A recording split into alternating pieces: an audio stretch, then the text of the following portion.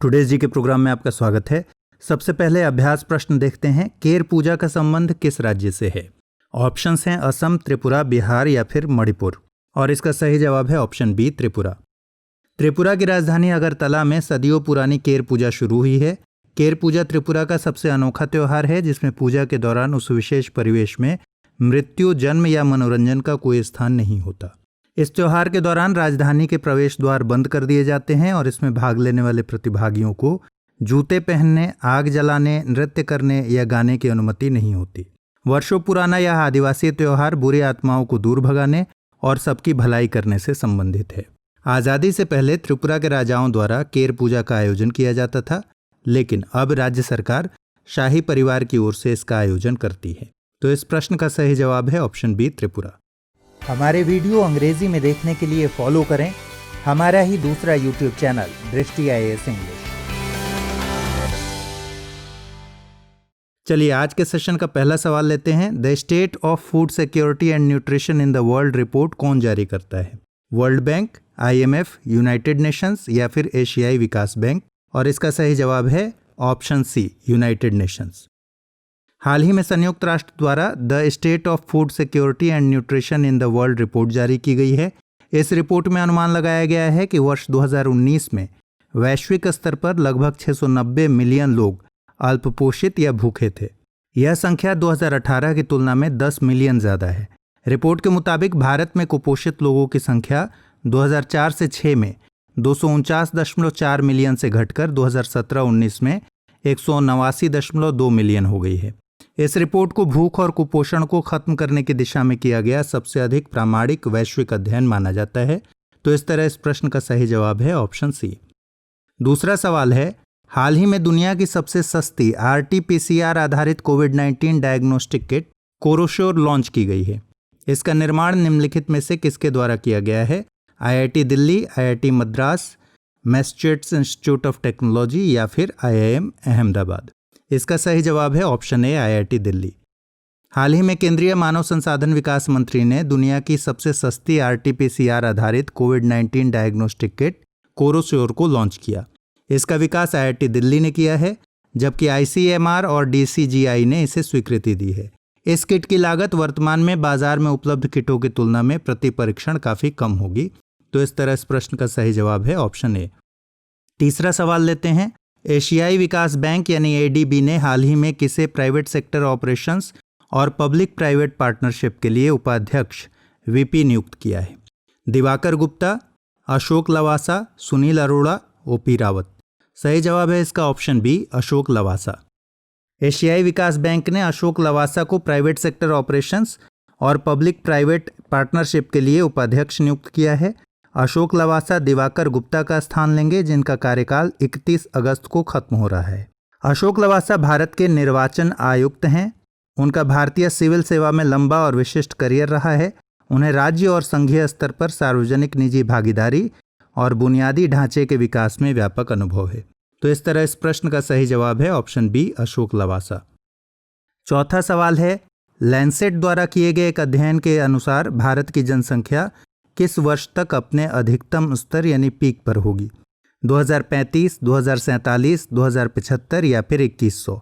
इसका सही जवाब है ऑप्शन बी, 2047। लैंसेट द्वारा किए गए अध्ययन के मुताबिक वर्तमान विकास दर पर भारत की जनसंख्या वर्ष 2047 तक अपने अधिकतम स्तर यानी पीक पर होगी और ये लगभग 1.61 बिलियन तक पहुंच सकती है, जबकि वर्ष 2100 तक इसके 1.03 बिलियन तक घटने की संभावना है। विशेषज्ञों का मानना है कि वर्ष 2100 तक 5 सबसे अधिक आबादी वाले देशों में भारत, नाइजीरिया, चीन, अमेरिका और पाकिस्तान शामिल होंगे। संयुक्त राष्ट्र की रिपोर्ट के अनुसार 2010 से 2019 के बीच भारत की जनसंख्या में 1.2% औसत वार्षिक वृद्धि दर से वृद्धि हुई है। तो इस तरह इस प्रश्न का सही जवाब है ऑप्शन बी, वर्ष 2047। पांचवा सवाल लेते हैं। शिक्षकों और छात्रों के लिए 3D वर्चुअल रूम तैयार करने और होलोग्राफिक कक्षाएं संचालित करने के लिए रिलायंस इंडस्ट्रीज लिमिटेड ने किस प्रोडक्ट को डिज़ाइन किया है?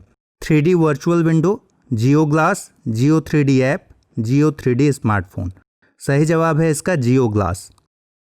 रिलायंस इंडस्ट्रीज लिमिटेड ने एक वर्चुअल रियलिटी आधारित प्रोडक्ट जियो ग्लास का विकास किया है। यह प्रोडक्ट शिक्षकों और छात्रों के लिए 3D वर्चुअल रूम तैयार करने, होलोग्राफिक कक्षाएं संचालित करने और वर्चुअल मीटिंग्स करने के लिए डिज़ाइन किया गया है। जियो ग्लास का वजन 75 ग्राम होगा, जिसे पावर देने के लिए स्मार्टफोन से कनेक्ट किया जाएगा। यह प्रोडक्ट 25 इनबिल्ट ऐप्स के साथ आएगा जो ऑगमेंटेड रियलिटी वीडियो मीटिंग के साथ और भी बहुत सी सेवाएं देंगे।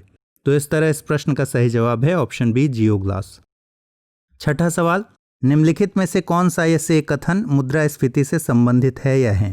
पहला कथन है, जब अर्थव्यवस्था में वस्तुओं और सेवाओं की आपूर्ति की अपेक्षा मुद्रा की आपूर्ति अधिक हो जाती है तो इसे मुद्रास्फीति कहते हैं। दूसरा कथन है, मुद्रास्फीति सदैव अर्थव्यवस्था के लिए हानिकारक होती है। कूट है, केवल एक, केवल दो, एक और दो दोनों, न तो एक और न ही दो। इसका सही जवाब है ऑप्शन ए, केवल एक। जब अर्थव्यवस्था में वस्तुओं और सेवाओं की आपूर्ति की अपेक्षा मुद्रा की आपूर्ति अधिक हो जाती है तो इसे मुद्रास्फीति कहते हैं। अर्थात जब वस्तुओं और सेवाओं की आपूर्ति की अपेक्षा उसकी मांग अधिक होती है तो कीमतें सतत रूप से बढ़ती हैं और मुद्रा का मूल्य घटता है, जिसे मुद्रास्फीति कहा जाता है। अस्थायी तथा छिटपुट मूल्य स्तर की वृद्धि को मुद्रास्फीति नहीं कहते हैं। मुद्रास्फीति सदैव अर्थव्यवस्था के लिए हानिकारक नहीं होती। तो इस तरह इस प्रश्न का सही जवाब है ऑप्शन ए, केवल एक। सातवां सवाल, निम्नलिखित में से कौन सा या से कथन मुद्रा अवस्फीति यानी डिफ्लेशन के बारे में सही है या है? पहला कथन है, यह वह अवस्था है जब अर्थव्यवस्था में वस्तुओं और सेवाओं की आपूर्ति की अपेक्षा उनकी मांग कम हो जाती है तो इससे कीमतें घटती हैं। दूसरा कथन है, इस स्थिति में मुद्रास्फीति की दर शून्य से नीचे अथवा नकारात्मक होती है। कूट है, केवल एक, केवल दो, एक और दो दोनों, न तो एक और न ही दो। और सही जवाब है ऑप्शन सी, यानी दोनों कथन सही हैं। जब अर्थव्यवस्था में वस्तुओं एवं सेवाओं की आपूर्ति की अपेक्षा उनकी मांग कम हो जाती है तो इससे कीमतें घटती हैं। इसे ही मुद्रा संकुचन या मुद्रा अवस्फीति कहा जाता है। मुद्रा अवस्फीति मूल्य के स्तर के गिरने की वह अवस्था है जो उस समय उत्पन्न होती है जब वस्तुओं और सेवाओं का उत्पादन मौद्रिक आय की तुलना में अधिक तेजी से बढ़ता है। इस स्थिति में मुद्रास्फीति की दर शून्य से नीचे अथवा नकारात्मक होती है। तो इस तरह दोनों कथन सही हैं और ऑप्शन सी इसका सही आंसर है। आठवां सवाल लेते हैं, निम्नलिखित में से कौन सा या से कथन निस्पंदन या मंदीगत मुद्रास्फीति स्टैगफ्लेशन के बारे में सही है या है? जब अर्थव्यवस्था में मंदी एवं स्फीति दोनों की स्थितियां साथ साथ दिखाई दे तो उसे निस्पंदन कहते हैं।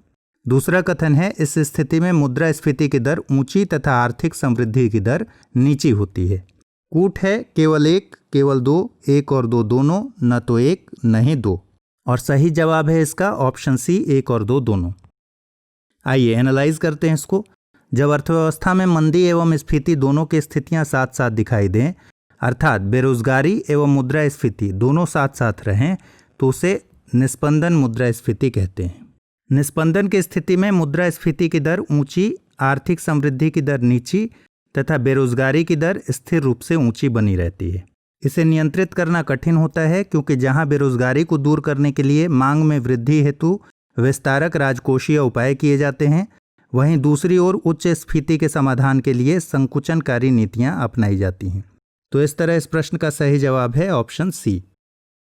नवा सवाल, निम्नलिखित में से कौन सा या से कथन फिलिप्स वक्र के बारे में सही है या है? पहला, फिलिप्स वक्र बेरोजगारी की दर, मौद्रिक मजदूरी में वृद्धि दर तथा मुद्रास्फीति की दर में संबंध स्थापित करता है। और दूसरा कथन है, इसके अनुसार यदि बेरोजगारी की दर कम करना चाहते हैं तो इसके लिए अर्थव्यवस्था में मौद्रिक मजदूरी बढ़ानी होगी। कूट है, केवल एक, केवल दो, एक और दो दोनों, न तो एक और न ही दो। और सही जवाब है इसका ऑप्शन सी, एक और दो दोनों। फिलिप्स वक्र बेरोजगारी की दर, मौद्रिक मजदूरी में वृद्धि दर तथा मुद्रास्फीति की दर में संबंध स्थापित करता है।